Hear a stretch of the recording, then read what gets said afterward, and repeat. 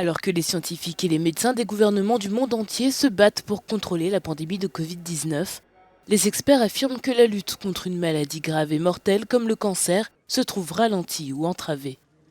La Journée mondiale du cancer est célébrée chaque année le 4 février, une journée consacrée à la sensibilisation au cancer et qui encourage la prévention, la détection et le traitement. L'Union internationale de lutte contre le cancer affirme que le combat contre la maladie a été affecté par l'accent mis sur les patients atteints de la Covid-19.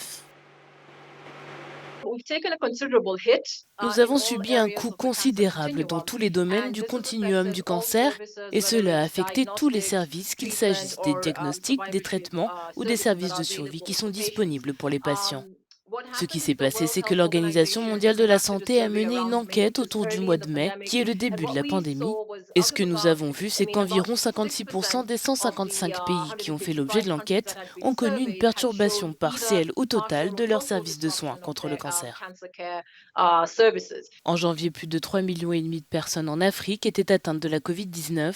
Et si les mesures de restriction se renforcent face à la deuxième vague sur le continent, les médecins mettent en garde contre une possible augmentation des décès par cancer.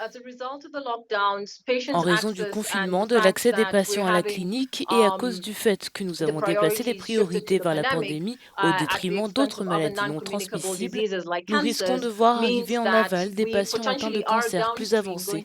Je peux vous dire que comme au Kenya par exemple, nous avons eu un confinement en mars, puis ce blocage a été assoupli en juillet, et nous avons vu des patients arriver avec leur grosseur à partir de février pour finalement recevoir un diagnostic. Il y a donc cette éventualité.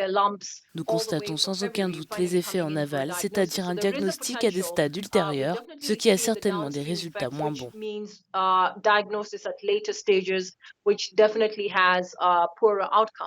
La situation peut toutefois être rattrapée si les mesures nécessaires sont prises immédiatement. Vous savez que la pandémie a réussi à tout arrêter sur son passage, sauf les cellules cancéreuses. Ce sont les seules choses qui continuent à se développer.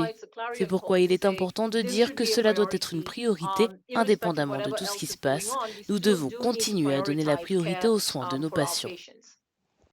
Depuis 2000, les décès dus au cancer ont augmenté de 45% en Afrique. Selon Think Globe Health, un demi-million de décès sont liés à cette maladie chaque année.